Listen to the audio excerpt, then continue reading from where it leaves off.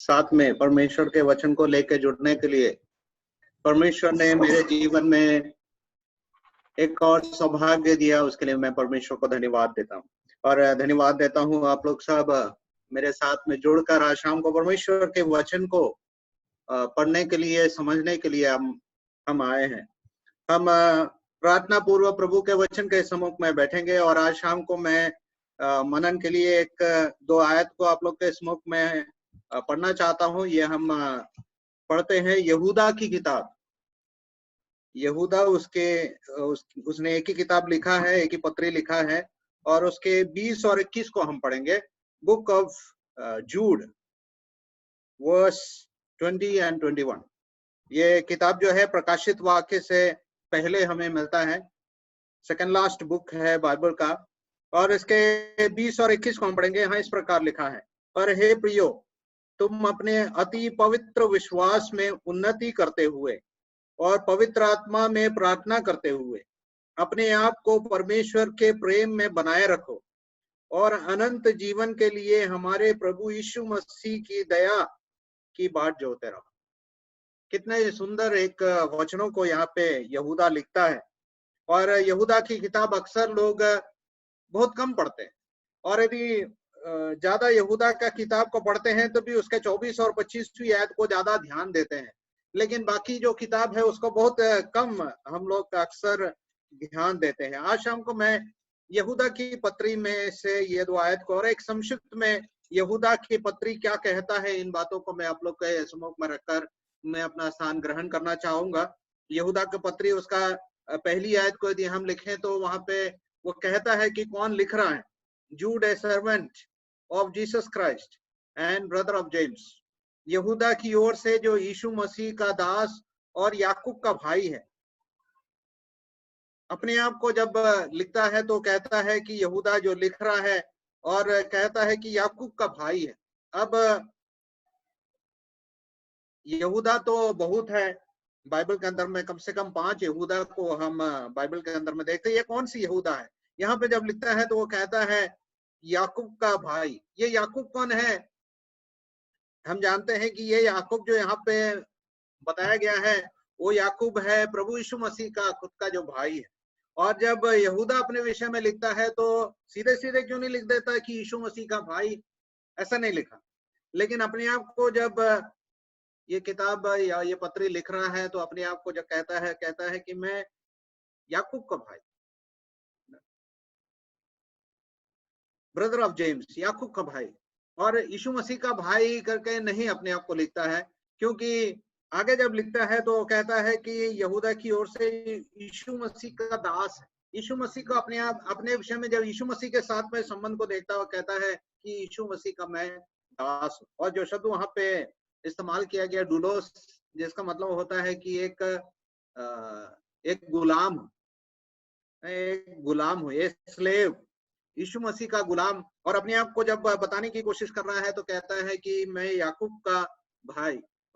हम यदि थोड़ा सा इसको मनन करके ढूंढने की कोशिश करेंगे तो हमको साफ मालूम चल जाएगा कि ये खुद यीशु मसीह का भाई था। लेकिन यीशु मसीह जब अपनी सेवकाई को कर रहा था तो इनमें से कोई भी विश्वास नहीं किया। लेकिन आने वाले दिनों में इन लोगों ने प्रभु यीशु मसीह को पहचाना, उद्धार के अनुभव में आए और कलीसिया के अंदर में ये लोग पाए गए और कलीसिया के अंदर में बहुत ही बड़ा एक रोल ये लोग अपने जीवन में देते हैं। और जब यहाँ पे अपने आप को इंट्रोड्यूस करता है तो अपने आप को याकूब का भाई होकर कहता है। अपने आप को चाहिए तो प्रभु यीशु मसीह का सेवक होकर आगे बढ़ सकता था, लेकिन अपने आप को कहता है याकूब का भाई। याकूब थोड़ा सा वहां पे एक फेमस व्यक्ति था। हम जानते हैं प्रभु यीशु मसीह का भाई जो याकूब है वो यरूशलेम की कलीसिया का वहां का एल्डर था या बिशप के रूप में हम जानते हैं, इसीलिए वो काफी फेमस था। इसीलिए अपने आप को जब कहता है तो कहता है याकूब का भाई। जिस तरीके से अंद्रियास के विषय में कहता है पतरस का भाई, यहाँ पे अपने आप को एक नम्रता को अपने आप एक नम्र व्यक्ति के रूप में अपने आप को प्रस्तुत करता है और कहता है मैं तो याकूब का भाई हूँ। याकूब बहुत फेमस व्यक्ति है, लेकिन मैं याकूब का भाई होके प्रस्तुत करता है। और किन को लिख रहा है वो भी देखिए, उसी आयत में, पहली आयत में लिखा है उन बुलाए हुओं के नाम जो परमेश्वर पिता में प्रिय और यीशु मसीह के लिए सुरक्षित हैं। To those who are called, beloved in God the Father and kept for Jesus Christ. 3 बातों को वहां पे कहता है, बुलाए हुए लोग, प्रभु यीशु मसीह के अति प्रिय लोग और प्रभु यीशु मसीह के लिए सुरक्षित किए हुए लोग। बुलाए हुए लोग और परमेश्वर पिता के प्रिय लोग और प्रभु यीशु मसीह के लिए सुरक्षित किए हुए लोग, ये 3 लोगों को संबोधित कर रहे हैं। ये 3 लोग कौन है? मैं और आप है। हमारा विश्वास जो है यहाँ पे उसके बारे में लिखता है, we are called out people, हम बुलाए हुए लोग हैं। प्रभु यीशु मसीह के द्वारा हम बुलाए हुए, हम काय को बुलाए हुए हैं? हम बुलाए हुए हैं संत होने के।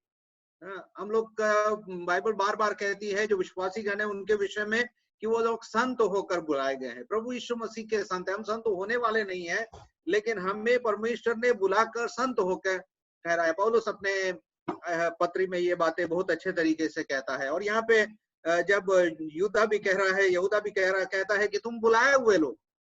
और दूसरी बात वहां पे कहता है तुम परमेश्वर पिता में प्रिय हो, you are beloved in God the Father. और ये प्रिय शब्द इस पत्री में 4 बार इस्तेमाल किया गया। देखो तीसरी आयत में भी वो लिखता है हे प्रियो, बिलवड होकर इस्तेमाल करता है। और 2 बार हम देखते हैं उसमें 17वीं आयत और 20वीं आयत में, यहाँ पे बार बार यहूदा जो लिखता है तुम अति प्रिय हो। बिलवड जो शब्द है जो इंग्लिश में लिखा गया है वो प्रेम का सबसे एक उच्च कोटि एक शब्द है बिलवड। बिलवड जो परमेश्वर के बुलाए हुए अति प्रिय लोग। दानियल को भी परमेश्वर जब कहता है तो क्या कहता है? तू अति प्रिय, यू आर ग्रेटली बिलवड। प्रियो, मैं और आप अति प्रिय लोग हैं। किसके? परमेश्वर के। परमेश्वर ने अपने हृदय के पास में मुझे और आपको रखा हुआ है। इसलिए यहाँ पे कहता है कि हम बुलाए गए काय के लिए? संत होने के लिए। हम परमेश्वर के राजदूत होकर बुलाए गए हैं और हम परमेश्वर के चुने हुए। हम में से कोई भी बिना सोचे समझे ऐसे ही नहीं पहुंच गया। परमेश्वर प्रभु यीशु मसीह कहता है जब तक एक व्यक्ति यीशु मसीह के पास में नहीं आता, जब तक परमेश्वर पिता उसे अपनी ओर आकर्षित नहीं करता, अपनी ओर बुलाता नहीं है। तो मैं और आप आज विश्वासी इसलिए कहलाते हैं क्योंकि मैं और आप बुलाए गए। परमेश्वर पिता ने हमें बुलाया। परमेश्वर पिता ने हमें बुलाया नहीं, हमें प्रेम भी किया, अति प्रेम किया, अति प्रिय एक लोगों के समूह में हमें रखा है।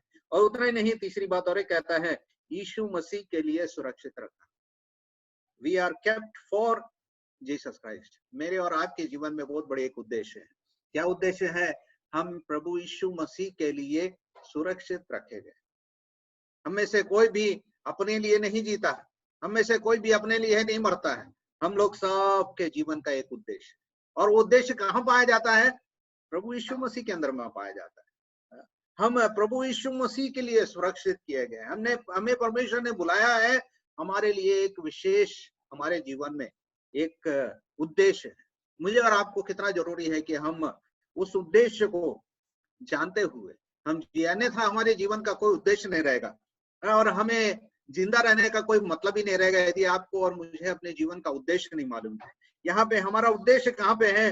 हमारा उद्देश्य प्रभु यीशु मसीह में सुरक्षित है। प्रिय, जितने ज्यादा हम प्रभु यीशु मसीह को पहचान रहे हैं ना, उतने ज्यादा हम अपने जीवन में अपने उद्देश्य को पहचान पाएंगे और उतने अच्छे से हम अपने जीवन में जी पाएंगे। एक उद्देश्य चलित जीवन हमारा होगा। मैं और आप प्रभु यीशु मसीह के लिए उद्देश्य के लिए बुलाए गए। कब लिख रहा है ये पत्री? हमने देखा कि ये पत्री कौन लिखा है, कब लिख रहा है, इसके विषय में भी एक बात को बता के आगे बढ़ना चाहूंगा। उसके 17वीं आयत में जब हम आते हैं तो देखो वहां पे क्या लिखता है, पर हे प्रियो, तुम उन बातों को स्मरण रखो जो हमारे प्रभु यीशु मसीह के प्रेरित पहले ही कह चुके हैं। यानी कि ये पत्री जब लिख रहा है तो इसे मालूम है कि प्रभु यीशु मसीह के प्रेरित लोग जो थे वो लोग लिख चुके हैं इन बातों को। यानी कि ये जब पत्री लिख रहा है तो काफी आखिरी में लिख रहा है, और शायद जब नए नियम को जो क्रमबद्ध रीति से जो एडजस्ट करने वाला व्यक्ति है उसने भी इसको क्रमबद्ध रीति से प्रकाशित वाक्य से पहले लाके लगाया है। प्रकाशित वाक्य हम जानते हैं बाइबल का आखिरी किताब है। शायद यहूदा की किताब जो है उससे जस्ट पहले लिखा वाला ये किताब है, क्योंकि जब लिखने वाला कहता है कि ये सारी बातें जो है स्मरण रखो कि रखो जो हमारे प्रभु यीशु मसीह के प्रेरित पहले ही कह चुके हैं।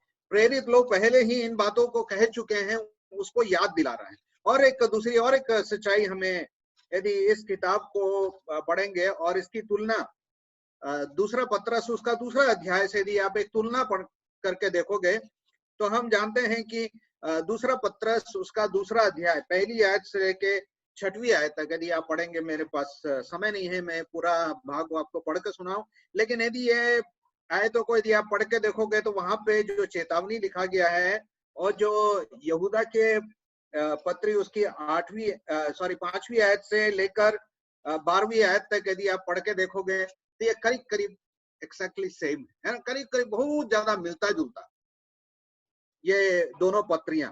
और यदि आप ध्यान से पढ़ोगे तो आपको मालूम चलेगा कि पत्रस के अंदर भी ये सारी बातें पत्रस ने पहले से ही यहूदा जो लिखा है वो लिख छोड़ा कि अंत के दिनों में ऐसे ऐसे आने वाले हैं, अंत के दिनों में किस प्रकार के लोग आएंगे और किन किन से चेतावनी सोदोम और गोमोरा के विषय में और स्वर्गदूतों के विषय में, और ये सारी बातों को पत्रस भी वहां लिख के रखा है। तो कहने का मतलब है कि जब यहूदा इस पत्री को लिख रहा है तो शायद पत्रस की पत्री उसके हाथ में पहले ही लग चुकी है, जिसके कारण पत्रस के पत्री से बहुत मिलता जुलता हुआ एक चुनौतियों को यहूदा अपने पत्री में लिख छोड़ता है। और यदि ऐसा है तो हम इस पत्री को कह सकते हैं कि करीब 70 के बाद में, क्योंकि 70 एडी में हम जानते हैं 70 एडी तक जितने भी प्रभु यीशु मसीह के प्रेरित लोग थे यूहन्ना को छोड़कर बाकी सबकी मृत्यु हो गई थी। तो शायद उसके बाद में या उसके उस दौरान कहीं लिखा होगा 70 या 80 के पीरियड में यहूदा जो है अपनी पत्री को लिखा होगा। और आज हमारे पास में ये क्रमबद्ध रीति से प्रकाशित वाक्य से पहले हम देखते हैं। तो यहाँ पे जब यहूदा लिखता है और उसकी दूसरी आयत में कहता है दया और शांति और प्रेम तुम्हें बहुतायत से प्राप्त होता है। ये 3 बहनों का नाम नहीं है, दया शांति प्रेम, ये किसी लोगों का नाम नहीं है, लेकिन मेरे और आपके जीवन में रोज के रोज हमें परमेश्वर पर निर्भर होते हुए परमेश्वर की दया और शांति और प्रेम हमारे जीवन में अधिक से अधिक बढ़ते रहना चाहिए, ये यहूदा यहाँ पे कहता है। और उसके बाद तीसरी आयत में जब लिखता है, कहता है हे प्रियो, जब मैं तुम्हें उस उद्धार के विषय में लिखने में अत्यंत परिश्रम से प्रयत्न कर रहा था जिसमें हम सब सहभागी हैं, तो मैं तुम्हें यह समझाना आवश्यक जाना कि उस विश्वास के लिए पूरा यत्न करो जो पवित्र लोगों को एक ही बार सौंपा गया था। यहूदा जब इस पत्री को लिख रहा है और यहूदा अपने पत्री में लिखता है कि मैं चाहता था कि तुम्हारे लिए उद्धार के विषय में लिखने का अत्यंत परिश्रम कर रहा हूं, अत्यंत परिश्रम में यत्न कर रहा हूं, लेकिन लिखते लिखते बहुत बड़ी एक समस्या आ गई। और वो कलीसिया के अंदर में एक समस्या है। बहुत सारे ऐसे लोग कलीसिया के अंदर में आ गए हैं जो झूठे हैं, और इसलिए यहूदा लिखने के प्रयत्न कर रहा है, लेकिन लिखते लिखते टॉपिक बदल गया और टॉपिक बदलकर अभी ये टॉपिक हमारे सामने है। और जो यहूदा लिखना चाहता था उद्धार के विषय में वो नहीं लिखा, और लिखा है तभी हमारे पास में है नहीं। तो यहाँ पे जब यहूदा इन बातों को लिखता है, कहता है कि मैं ये उद्धार के विषय में लिखना चाहता था, लेकिन उससे महत्वपूर्ण एक टॉपिक आ गया है, और वो क्या है, कलीसिया के अंदर में ऐसे बहुत सारे लोग आ घुसे हैं जो विश्वास में लोगों के ठोकर का कारण, या उनके अंदर में सच्चाई नहीं, उनके अंदर में सही तरीके से मसीही लोग नहीं है वो लोग। और उनकी विशेषता यदि आप देखोगे यहूदा के पत्री में 4वीं आयत से लेकर वो करीब करीब उसके 16वीं आयत तक इन सारी बातों को लिखता है।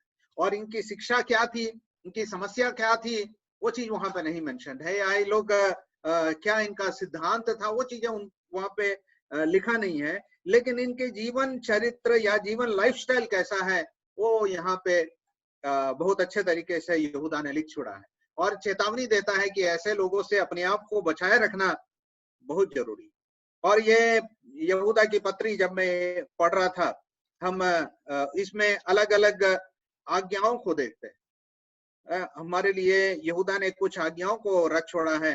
पहली आज्ञा उसकी 3री आयत में हम देखते हैं, to appealing to you to contend for your faith, कि पूरा यत्न करते जाओ, विश्वास के लिए पूरा यत्न करते जाओ। दूसरी आज्ञा हम उसके 17वीं आयत में हम देखते हैं, पर हे प्रियो तुम इन बातों को स्मरण रखो स्मरण रखने के लिए एक आज्ञा को देता है। उसके बाद 20वीं आयत में लिखता है, हे प्रियो तुम अति पवित्र विश्वास में उन्नति करते जाओ, उन्नति, बिल्डिंग अप योरसेल्फ। और 20वीं आयत में फिर कहता है तुम पवित्र आत्मा में प्रार्थना करते रहो, praying in the Holi spirit.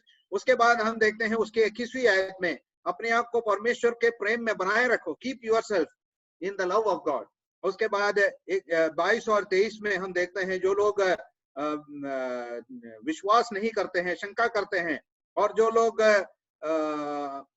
उस विश्वास से दूर हैं, उनको सुसमाचार सुनाते रहो। तो ये आज्ञाओं को यहूदा हमें इन पत्री में रख छोड़ता है।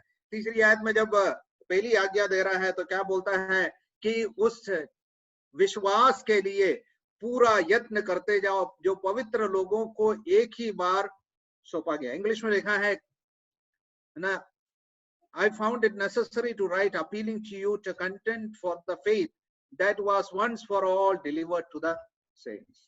जो विश्वास है उसके लिए प्रयत्न करते जाओ लिखा है। हमारा उद्धार जो है वो उद्धार में मुझे और आपको रोज बढ़ना जरूरी। हम उद्धार नहीं पाए क्या? हम उद्धार पा लिए, वी हैव बीन जस्टिफाइड। हम एक बार उद्धार पा चुके हैं, अब हम उद्धार पा लिए, बस इतना ही सही है क्या?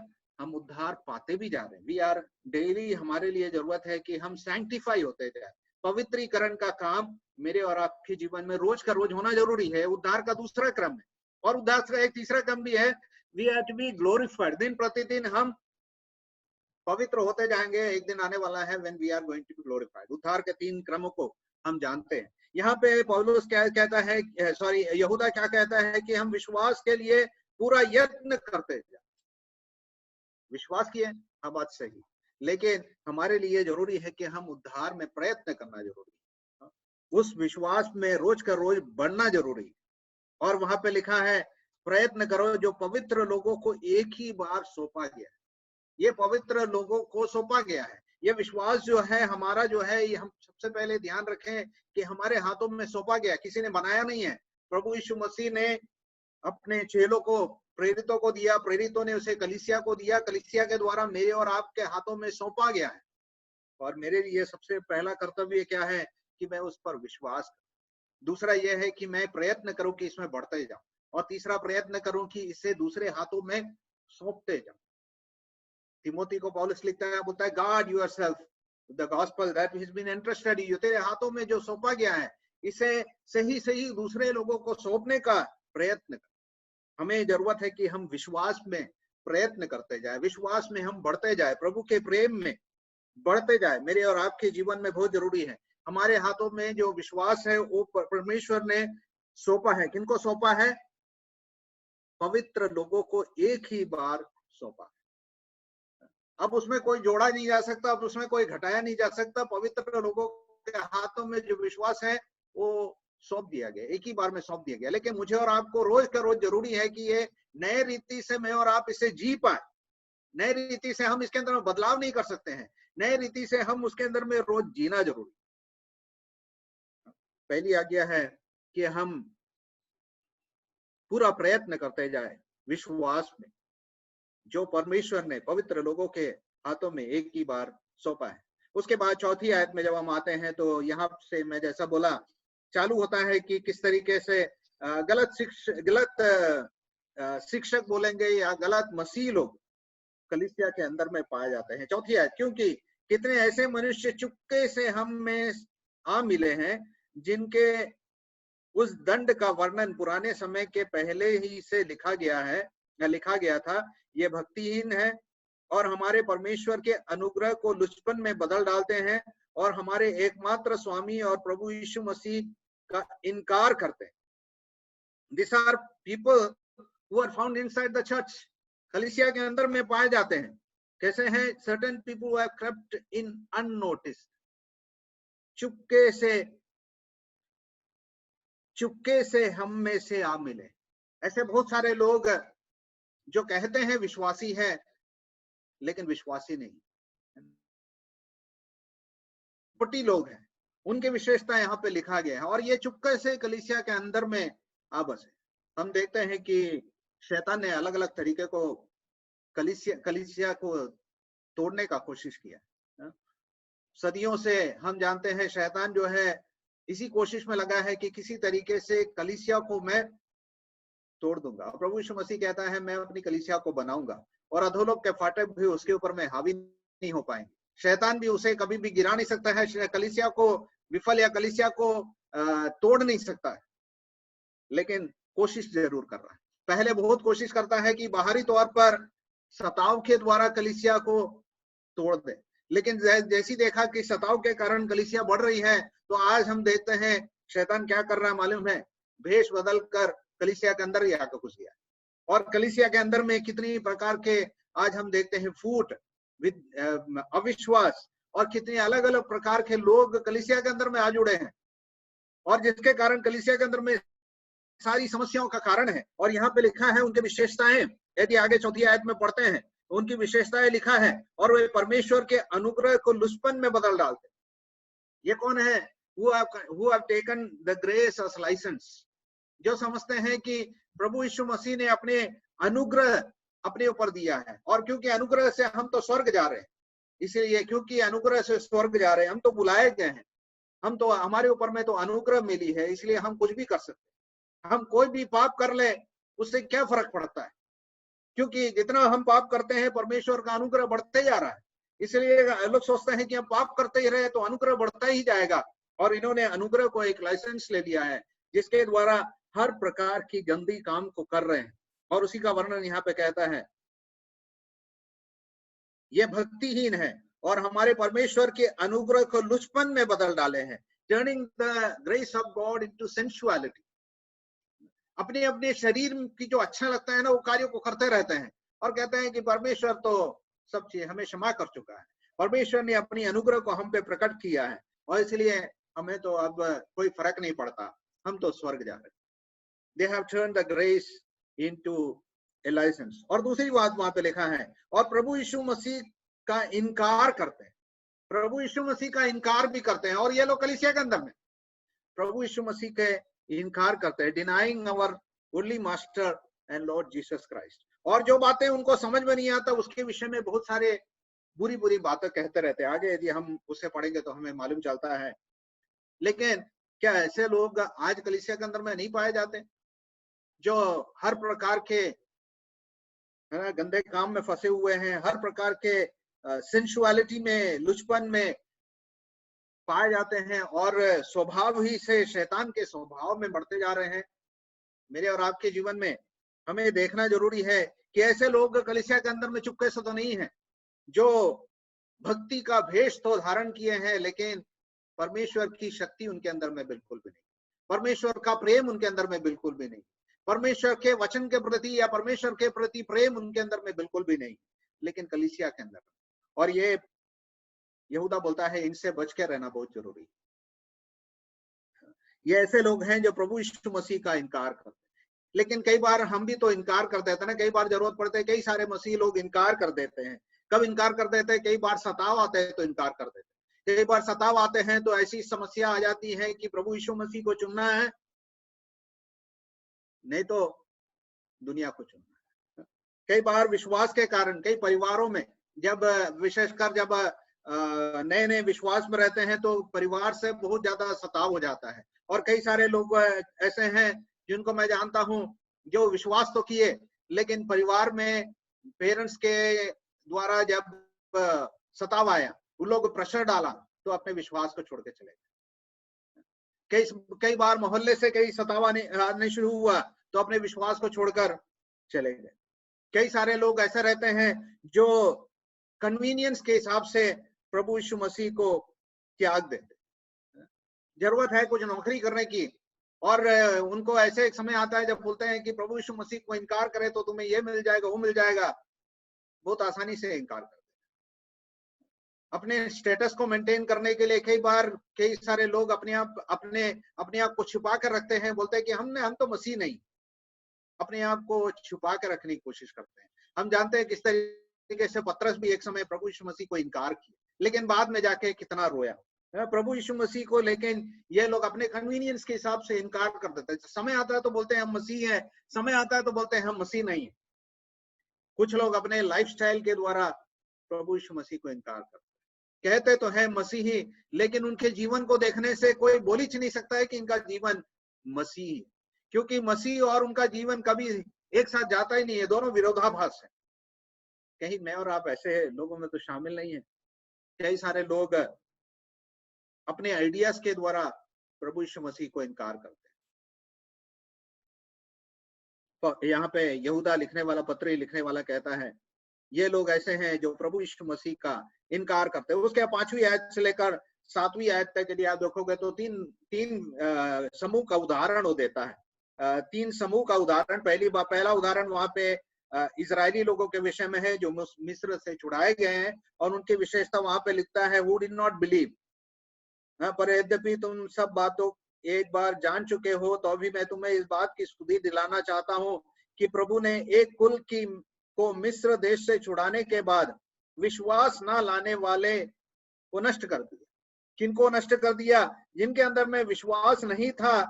विश्वास न लाने वालों को प्रभु परमेश्वर ने उन्हें नष्ट कर दिया। उसके बाद दूसरा और एक उदाहरण देता है, फिर जिन 6वीं आयत, फिर जिन स्वर्गदूतों ने अपने पद को स्थिर न रखा वरन अपने निज निवास को छोड़ दिया, उसने उनको भी उस भीषण दिन के न्याय के लिए अंधकार में जो सदा काल के लिए बंधनों में रखा।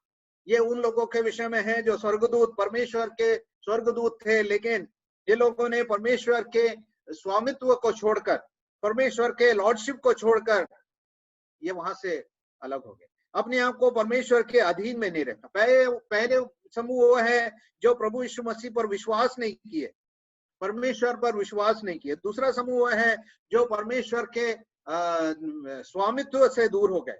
तीसरा और एक समूह के विषय में वहां लिखता है, और वह है 7वीं आयत में, जिस रीति से सोदोम और अमोरा और उनके आसपास के नगर में जो इनके समान व्यभिचार हो गए थे और पराये शरीर के पीछे लग गए थे, आग के अनंत दंड में पड़कर दृष्टांत ठहरे। तीसरा एक समूह जो है वो सोदोम और गमोरा के विषय में लिखता है, और इनकी क्या समस्या थी? ये लोग लोभ में पड़ गए, व्यभिचार में, डिजायर में, लस्ट में ये लोग पड़ गए, और जिसके कारण ये लोग नष्ट किए। तो 3 समूह का उदाहरण देता है और उनकी तुलना ऐसे लोगों से करता है जो कलीसिया के अंदर में है लेकिन विश्वास नहीं करते वाकई, लेकिन झूठे मसीही लोग हैं। और उसके विषय में 8वीं आयत में कहता है, देखो उसी रीति से ये स्वप्नदर्शी भी अपने अपने शरीर को अशुद्ध करते और प्रभुता को तुच्छ जानते हैं और ऊंचे पद वालों को बुरा भला कहते हैं। They rely on their dreams. वो लोग कहते हैं कि हमको कोई स्वप्न मिला, हमको कोई दर्शन मिला, और अपने दर्शन को अनुसार नए नए समूहों को बना लेते हैं। हम यदि आप एक स्टडी कल्ट के विषय में यदि आप स्टडी करके देखोगे, जितने भी कल्ट ग्रुप हैं, चाहे वो यहोवा विटनेस हो, चाहे मॉर्मोनिज्म हो, चाहे सेवेंथ डे एडवेंटिस्ट हो, अलग अलग लोगों को यदि देखोगे, लोग सबको कहीं ना कहीं किसी न किसी रीति से कुछ ना कुछ दर्शन मिल गया, स्वर्गदूत आके इनको दर्शन दे दिया, और अपने दर्शन के अनुसार इन्होंने अपने अपने लिए समूह बना लिया। यहाँ पे कहता है, yet in like manner these people also rely on their dreams। अपने परमेश्वर के वचन पर ना निर्भर होते हुए ये लोगों ने अपने लिए अपने स्वप्नों के, जो उनके स्वप्न देखे उस पर विश्वास करते हुए उसके पीछे चलने लगे। दे और क्या करते हैं, वे अपने शरीर को अशुद्ध करते हैं और प्रभुता को तुच्छ जानते हैं और ऊंचे पद वालों को बुरा भला कहते हैं। प्रभु यीशु मसीह को और उसके बारे में बुरा भला और अलग अलग आइडियाज को कहते हैं। उसके बाद वहां पे उदाहरण दिया है, जो स्वर्गदूत, प्रधान स्वर्गदूत मिखाइल ने जब शैतान से मूसा के शव के विषय में वाद विवाद किया तो उसको बुरा भला कह के दोष लगाने का साहस न किया, पर यह कहा, प्रभु तुझे डांटे। यह संदर्भ वो है जब मूसा के शव को गाड़ने के लिए, मूसा कहाँ गाड़ा गया है नहीं मालूम, मूसा की मृत्यु होती है तो परमेश्वर उसको मिट्टी दिया कहते हैं, और मिखाइल जब मिट्टी दे रहा था तो हम जानते हैं कि यहाँ पे लिखा है कि शैतान जो है वो चाहता था कि मूसा के शरीर को लेकर चला जाए, और यहाँ पे उसके विषय में लिखता है और कहता है कि मिखाइल ने शैतान को कोई बुरा भला नहीं कहा, लेकिन इतना ही कहा कि प्रभु तुझे डांटे। यानी कि जो स्वर्गीय लोग हैं, जो आत्मिक, जो आत्मा में लोग हैं या स्वर्गदूत में जो लोग थे, उनको अभी भी मिखाइल क्या बोलता है, बुरा भला नहीं कहता है। लेकिन ये लोग जो है क्या कहते हैं, जो चीजें उन्हें समझ में नहीं आए वो सारी बातों को मिथ्या में बदल देते हैं, बुराई में बदल देते हैं। 10वीं आयत, पर ये लोग जिन बातों को नहीं जानते उनका बुरा भला कहते हैं, और जिन बातों को अचेतन पशुओं के समान स्वभाव ही से जानते हैं उनमें अपने आप को नष्ट करते हैं। उन पर हाय, क्योंकि वे कैन की सी चाल चले और मजदूरी के लिए बिलाम के समान भ्रष्ट हो गए और कोरह के समान विरोध करके नष्ट हो। फिर 3 उदाहरण, और ये 3 उदाहरण यदि आप देखोगे तो ये उदाहरण इंडिविजुअल उदाहरण है। पहले 3 समूहों का उदाहरण दिया, इजरायली लोग का उदाहरण, स्वर्गदूतों का उदाहरण जो परमेश्वर से दूर हो गए, और तीसरा सोदोम और गुमोरा का उदाहरण। तो यहाँ पे 3 इंडिविजुअलों का उदाहरण दे रहा, वो कौन है, काइन का उदाहरण। काइन की क्या खासियत थी, वहां पे लिखा है they way for they have walked in the way of Cain. उन पर हाय, क्योंकि वे कैन की सी चाल चले। कैन कैसी चाल चला, कैन तो बहुत धार्मिक व्यक्ति था, है ना। यदि आप देखोगे तो कैन के विषय में, कैन भी धार्मिक व्यक्ति था, हाबेल आत्मिक व्यक्ति था, तो कैन धार्मिक व्यक्ति था। आज सच्चाई यह है कि धार्मिक व्यक्ति जो है आत्मिक व्यक्ति को मार रहा है। आज सबसे बड़ा लड़ाई यदि आप देखोगे पूरा दुनिया में, वो धर्म के लिए हो रहा है। हर लड़ाई के पीछे आप कारण देखोगे तो धर्म की लड़ाई हो रही है। जो धार्मिक लोग हैं वो आत्मिक लोगों को मार रहे हैं, क्योंकि उनके सोच और समझ के बाहर है। सबसे पहली मृत्यु भी हम देखते हैं, काइन ने हाबेल को मारा। काइन एक धार्मिक व्यक्ति था, लेकिन हम जानते हैं जैसे यहाँ पे लिखा है, एक कपट व्यक्ति जो परमेश्वर को प्रसन्न करने की कोशिश किया, लेकिन उसका हृदय वहां नहीं था। परमेश्वर को प्रसन्न करने की कोशिश किया, लेकिन हृदय से नहीं, लेकिन अपने दिमाग से करने की कोशिश की। आज ऐसे लोग बहुत सारे भरे हैं, है ना, कलीसियाओं में, जब वो लोग परमेश्वर को इस तरीके से प्रसन्न करने की कोशिश की, जिनका हृदय परमेश्वर पर नहीं है, लेकिन जो दिमाग से परमेश्वर के पीछे चलने की कोशिश कर ना। प्रियो, हम भी यदि काइन के रूप में चल रहे हैं तो ना, वी आर ऑल्सो हिपोक्राइट। पहला उदाहरण वहां पे लिखता है, जो काइन के अनुसार चलते हैं, काइन के अनुसार उनकी चाल चलन है। काइन तो हत्यारा था, उसने क्या किया, अपने भाई को जो आत्मिक था, जिसकी ग्रहण को, जिसके बलिदान को परमेश्वर ने स्वीकार किया, उसके साथ में जलन रखा और उसे मार डाला। धार्मिक होना क्या पाप है? बाइबल के अनुसार मूर्ति पूजा सबसे बड़ा पाप है ना। मूर्ति पूजा या दूसरी देवी देवताओं को परमेश्वर के बराबर एक दर्जा देना सबसे बड़ा पाप है। और काइन के जीवन में हम देखते हैं कि वह कपट के साथ प्रभु की सेवा करने की कोशिश किया, और यह पहला उदाहरण। और दूसरा उदाहरण वहां पे लिखा है, और मजदूरी के लिए बिलाम के समान भ्रष्ट हो। बिलाम को हम जानते हैं, बिलाम का उदाहरण गिनतियों के किताब उसके 22, 23, 24 में दिया पढ़ोगे तो बिलाम के विषय में हम जानते हैं। बिलाम को परमेश्वर ने एक वरदान दिया था, जिसको आशीष करेगा वो आशीषित हो जाएगा, जिसको वो श्राप देगा तो वो श्रापित हो जाएगा। और बिलाम क्या करता है, बिलाम की 2 गलती।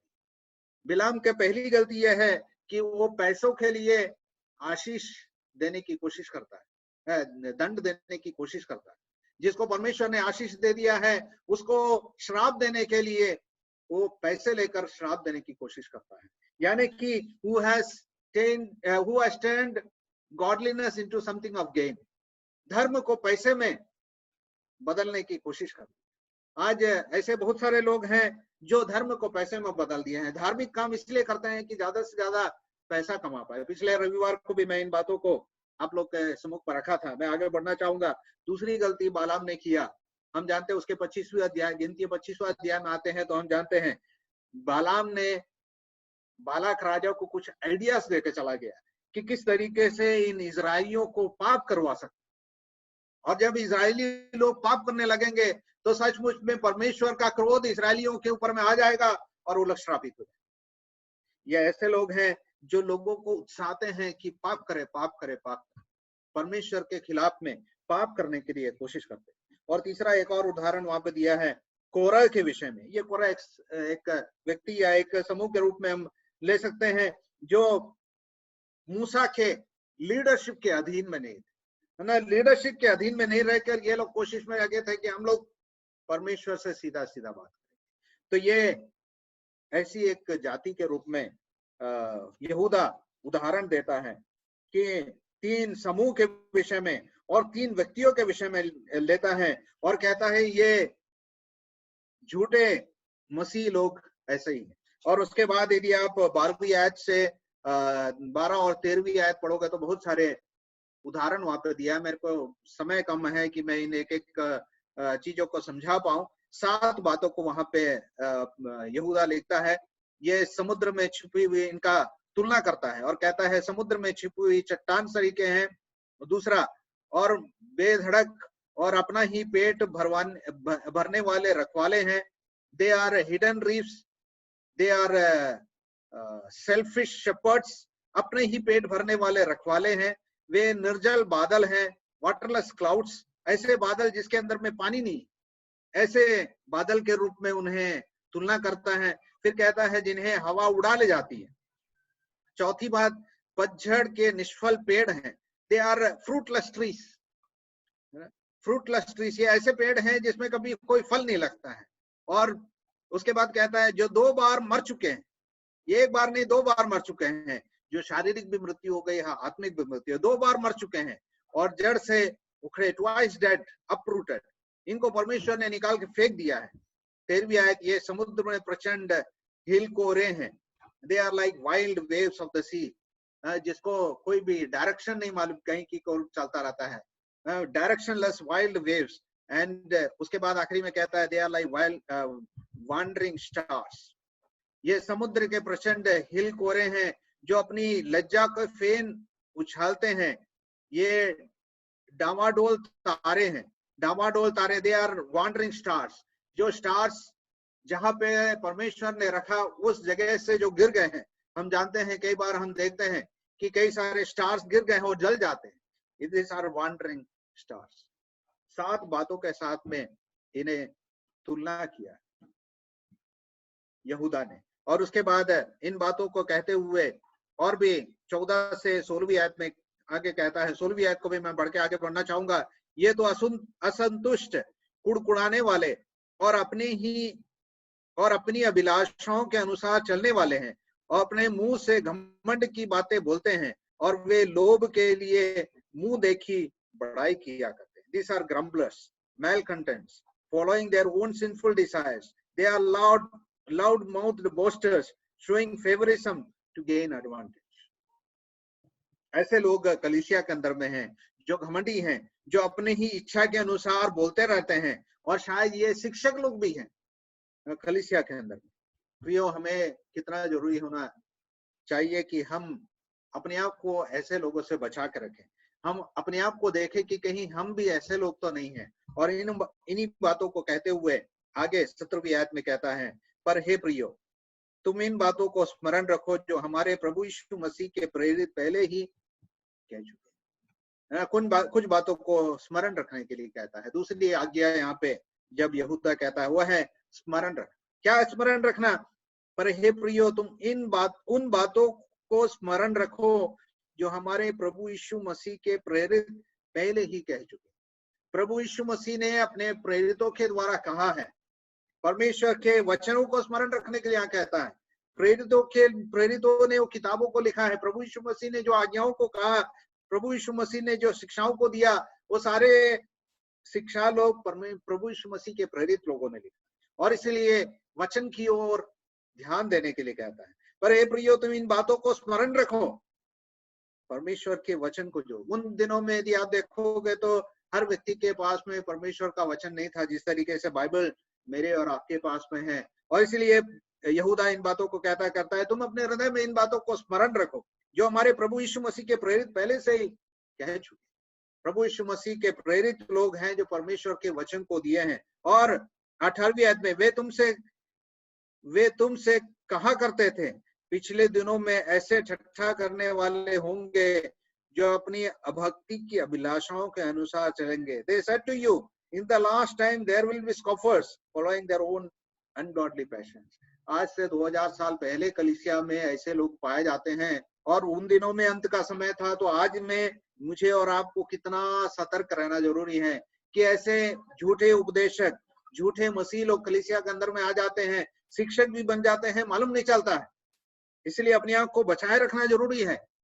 ये दुनिया में आज हर प्रकार की शिक्षाएं चल रही है, और मसीहत के अंदर में जितना डिविजन्स है, शायद इस धरती में और किसी भी धर्म के अंदर इतने डिविजन्स नहीं है जितना मसीह लोगों के अंदर में है। और हर व्यक्ति अपनी अपनी अभिलाषाओं के अनुसार सिखा रहा है, अपने अपने दर्शन के अनुसार सिखा रहा है। तो यहाँ पे यहूदा लिखने वाला कहता है कि प्रेरितों की शिक्षा को बड़ी ध्यान से स्मरण रखना जरूरी, बहुत बारीकी से पढ़ना जरूरी है। जिस तरीके से बिरिया के लोगों के विषय में खासियत हम देखते हैं, मुझे और आपको जरूरी है कि हम परमेश्वर के वचन को बारीकी से पढ़े, अन्यथा हमारे अंदर में भी इसी तरीके के फूट और इसी तरीके के लोग आ जाएंगे और गलत शिक्षाओं में चले जाएंगे। उसके बाद 20वीं आयत में एक कंक्लूजन के रूप में, एक सारांश के रूप में आखिरी में यहूदा कहता है, पर हे प्रियो, तुम अपने अति पवित्र विश्वास में उन्नति करते जाओ। तुम अपने अति पवित्र विश्वास में उन्नति करते जाओ। हमारा विश्वास कैसा है? यहाँ पे लिखा है अति पवित्र विश्वास। Building yourself in the most holy faith. Most holy faith, कैसा विश्वास लिखा है? देखो, अति पवित्र विश्वास। अति पवित्र विश्वास का क्या मतलब है? पवित्र का मतलब होता है अलग, है ना। विश्वास तो हम जानते हैं, प्रभु यीशु मसीह पर विश्वास, लेकिन यहाँ पे लिखता है कि हमारा विश्वास जो है वो सबसे अलग है। बाकी जितने भी धर्म के विश्वास यहाँ पे हैं इस धरती में, उनके विश्वास से अलग है हमारा विश्वास। हमारा विश्वास किसी के कहने पे या काल्पनिक बातों पे नहीं है। हमारा विश्वास जो है वो प्रभु यीशु मसीह रूपी चट्टान पर खड़ा किया गया। और यहाँ पे यदि मूल भाषा में यदि हम देखते हैं, वहां पे लिखा है building yourself in the foundations of the most holy faith. प्रभु यीशु मसीह जो चट्टान रूप फाउंडेशन या नींव डाला गया है, उसके आधार पर हमारा विश्वास उसी में बढ़ते रहना जरूरी है। और प्रेरितों के शिक्षाओं में आधारित एक अति पवित्र विश्वास। हमारा विश्वास जो है वो किसी कल्पनाओं पे या कहानियों पे आधारित नहीं है, लेकिन प्रभु यीशु मसीह के मृत्यु और पुनरुत्थान, जो कि ऐतिहासिक घटना है। इस धरती में आज से 2000 साल पहले प्रभु यीशु मसीह आया, मारा गया, गाड़ा गया, 3 दिन के बाद जी उठा। ये एक इतिहास में घटी हुई घटना है। इसके आधार पर है हमारा विश्वास, बाकी विश्वासों के तुलना में। और उतना ही नहीं, ये जो है विश्वास जो है लोगों के हृदय को बदल देने वाला विश्वास। जिसने भी विश्वास कर लिया उसके अंदर में नरक और स्वर्ग का फर्क पड़ गया। ऐसी एक विश्वास जो हमें ट्रांसफॉर्म कर देता है, ऐसा विश्वास जो हमें पूरे तरीके से बदल देता है। हमारी परिस्थिति नरक की ओर जा रहे थे हम, हमें लेकर आज परमेश्वर ने स्वर्ग की ओर लेकर। कितना बड़ा विश्वास! इस धरती में ऐसा कोई विश्वास है क्या जो प्रभु यीशु मसीह के बाजू में पड़ा हुआ चोर को लेकर स्वर्ग लेके जा सकता है? वो तो अपनी उम्र भर चोरी किया, डकैती किया, हत्या किया, हर प्रकार के गंदे काम को किया, और ऐसे व्यक्ति को कौन स्वर्ग लेकर जा सकता है? लेकिन प्रभु यीशु मसीह क्या कहता है? मैं तुझसे सच सच कहता हूं, आज ही तू मेरे साथ स्वर्ग लोक में। प्रियो, प्रभु यीशु मसीह ने धर्मियों को चुनने के लिए नहीं आया, लेकिन पापियों को बदल कर आज उन्हें स्वर्ग ले आने के लिए आए। यह अति पवित्र एक विश्वास, हाँ, जो हम जैसे लोग जो कुछ भी नहीं थे, हम जो परमेश्वर से दुश्मन लोग थे, हमें चुनकर आज परमेश्वर ने अति पवित्र विश्वास मुझे और आपको दिया है। हम बुलाए गए, हम परमेश्वर के चुने हुए लोग हैं। हम देख रहे थे परमेश्वर के चुने हुए लोग, अति प्रिय लोग, परमेश्वर के हृदय के पास में रहने वाले लोग, जिसके विषय में जकरिया कहता है कि मैं उन्हें अपने आंख की पुतली के समान रखता हूँ। हम छुड़ाए हुए लोग, परमेश्वर के एक बड़े उद्देश्य के लिए छुड़ाए हुए लोग। इसलिए यहाँ पे यहूदा कहता है, ये अति प्रिय लोग, तुम अपने पवित्र विश्वास में उन्नति पाते।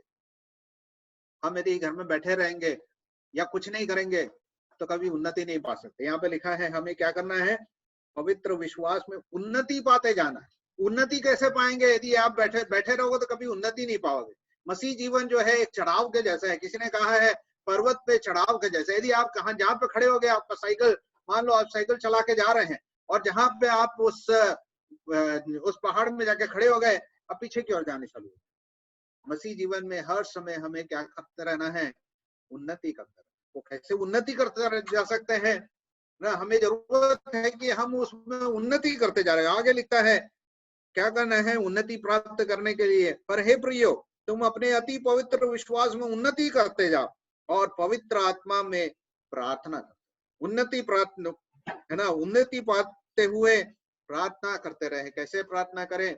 पवित्र आत्मा से भर कर प्रार्थना करते रहे। क्यों प्रार्थना करना जरूरी है? प्रार्थना करना हमारे डिपेंडेंस को दिखाता है, हमारी निर्भरता को दिखाता है। जो व्यक्ति परमेश्वर पर निर्भर रहता है ना, वो प्रार्थना करेगा। जो व्यक्ति परमेश्वर पर निर्भर नहीं रहता है, वो प्रार्थना नहीं करे। अरे यदि मेरे पास में कुछ चीज है, मेरे पास में यदि मान लो ये मोबाइल है, तो मैं क्यों प्रार्थना करूं प्रभु मुझे मोबाइल दे, मोबाइल दे? मेरे पास है ना। हमारे पास में जो नहीं है और हमारे पास में खरीदने का या उससे करने का सामर्थ्य हमारे पास में नहीं है, तो हम प्रार्थना करेंगे। प्रार्थना क्या है? प्रार्थना के द्वारा हमारी निर्भरता को दिखाता है, अवर ट्रस्ट, कि परमेश्वर ये काम मेरे से संभव नहीं है। परमेश्वर तेरी इच्छा को जानना मेरे लिए संभव नहीं है। प्रभु तेरी इच्छा को मुझे बता। परमेश्वर ये कार्य करने की सामर्थ्य मेरे अंदर में नहीं है, पवित्र आत्मा के द्वारा तू मुझे सामर्थ्य। प्रियो, परमेश्वर का वचन और प्रार्थना मेरे और आपके जीवन में बहुत ही जरूरी। तभी हम लोग परमेश्वर के वचनों में उन्नति प्राप्त, अपने विश्वास में उन्नति प्राप्त करेंगे। परमेश्वर का वचन और प्रार्थना, जिसके द्वारा हम परमेश्वर के वचन को सुनते हैं और हम परमेश्वर से बातें करते हैं, मेरे और आपके विश्वास के लिए उन्नति प्राप्त करने के लिए बहुत जरूरी है। और इसलिए यहूदा यहाँ पे लिखता है, उन परमेश्वर के प्रेरित लोग जो वचनों को तुम्हारे बीच में रख छोड़े हैं, उसको बड़ी ध्यानता से है ना पढ़े, हम उसके अनुसार चले। उन झूठे मसीह लोगों के अनुसार नहीं, लेकिन प्रेरित लोगों ने जो वचन को हमारे लिए रख छोड़ा है, यानी कि बाइबल, उसको हम ध्यान से पढ़े। और दूसरी बात, हम प्रार्थना करते रहे, पवित्र आत्मा में होकर हम प्रार्थना करते रहे। और उसके बाद 21वीं आयत में लिखा है, अपने आप को परमेश्वर के प्रेम में बनाए रखें। हम अपने आप को क्या करें? परमेश्वर के प्रेम में बनाए रखना जरूरी। हमारे विश्वास को बनाए रखना जरूरी है। कैसे रख सकते हैं? हम अपने आप को परमेश्वर के प्रेम के नजदीक में बनाए रखें। जो परमेश्वर से प्रेम करता है वो परमेश्वर की आज्ञाओं को पूरा करेगा, है ना। प्रभु यीशु मसीह कहता है यूहन्ना 15वें अध्याय में, जो मेरे से प्रेम करता है वो मेरी आज्ञाओं को पूरा करेगा। तुम हे प्रभु करके मुझसे क्यों कहते हो और मेरी बातों को क्यों नहीं मानते? परमेश्वर का प्रेम है ना हमें विवश करता है कि हम परमेश्वर की आज्ञाओं को पालन करें। हमें परमेश्वर के वचन को प्रेरितों के द्वारा जो हमारे पास में आया उसको पढ़ना जरूरी है, सुनना जरूरी है, हमें प्रार्थना करना जरूरी है। और उतना ही नहीं, हमें परमेश्वर के प्रेम में बनने के लिए या उन वचनों को मानना या पूरा करना या आज्ञा का पालन करना मेरे और आपके जीवन में बहुत जरूरी। Keeping yourself in the love of God. क्या परमेश्वर के प्रति हमारा प्रेम बढ़ता ही जा रहा है? बढ़ता ही जा रहा है कि हमारा परमेश्वर के प्रति प्रेम जो है वो घटता ही जा रहा है? Keeping yourself in the love of God and waiting for the mercy of the Lord Jesus Christ that leads to eternal life. अपने आप को परमेश्वर के प्रेम में बनाए रखें और अनंत जीवन के लिए हमारे प्रभु यीशु मसीह की दया की बाट जोता है। अनंत जीवन के लिए बाट जोता है, प्रभु के दोबारा आगमन के लिए बाट जोता है। Hoping in that and trusting in the Lord in his second coming. प्रभु यीशु मसीह कब आएगा नहीं मालूम, प्रभु यीशु मसीह कब आएगा यह नहीं मालूम, इसलिए आशा करते रहे। 2000 साल से हम लोग प्रभु यीशु मसीह के आने की बात जो है, प्रभु यीशु मसीह यदि पहले ही एक दिन कह दिया होता कि फलाना तारीख को मैं आ रहा हूं, है ना, कितना आसान हो गया था मेरे और आपके लिए। प्रभु यीशु मसीह बोल दिया होता है कि मैं 2020 में आने वाला हूं, तो हम लोग कितने आसानी से है ना प्रभु यीशु मसीह का इंतजार कर सकते थे ना। लेकिन सच्चाई है कि 2020 तक कोई व्यक्ति आशा ही नहीं रखता, उन लोग का जीने की कोई आशा ही नहीं रखता। प्रभु ने अपने आने का डेट कभी भी बाइबल में नहीं दिया। तो प्रभु यीशु मसीह कहता है मैं खुद नहीं जानता। प्रभु यीशु मसीह अपने मनुष्यत्व में उन खुद बात को नहीं जानता था कि यीशु मसीह कब आने वाला, लेकिन यहाँ पे क्या कहता है, waiting for the mercy of our Lord Jesus Christ that leads to eternal life, है ना, और अनंत जीवन के लिए हमारे प्रभु यीशु मसीह की दया की बाट जोते हैं। क्या ही धन्य लोग हैं हम लोग जो प्रभु यीशु मसीह की बाट जो है। तीतुस उसका 3 अध्याय और उसके तीतुस उसका 2 अध्याय और उसके 13वीं आयत में लिखा है, waiting for our blessed hope the appearing of glory of a great God and saviour Jesus Christ, और उस धन्य आशा की अर्थात अपने महान परमेश्वर और उद्धारकर्ता यीशु मसीह की महिमा के प्रकट होने की बाट जो है ना, अपने उस धन्य आशा की अर्थात मसीह यीशु मसीह आने वाला है, उस धन्य आशा उद्धारकर्ता मसीह के प्रकट होने की बाट जो है। हमारे लिए प्रभु यीशु मसीह का आगमन एक धन्य आशा है, लेकिन उन लोगों के लिए प्रभु यीशु मसीह का आगमन बहुत ही एक खतरनाक परिस्थिति में लेकर जाने वाला है, उनके लिए एक श्रापित आशा है। हमारे लिए परमेश्वर प्रभु यीशु मसीह का आगमन एक धन्य आशा है। हम दिन प्रतिदिन उसके आगमन को ध्यान में रखते हुए विश्वास में उन्नति पाते जाए, उस आशा में उन्नति पाते जाए। इन दिनों में जब लॉकडाउन के समय में है, हम विश्वास में और अधिक बढ़ते जाए, परमेश्वर के वचन को पढ़ने में, प्रार्थना करने में, आत्मा में भरपूर होकर प्रार्थना करने में, और अपने आप को परमेश्वर के प्रेम में बनाए रखने में, और अपने आप को उस आशा में प्रभु यीशु मसीह की आगमन शायद लॉकडाउन से पहले हो जाए या लॉकडाउन के बाद में हो, हम विश्वास करते रहें, आशा करते रहें।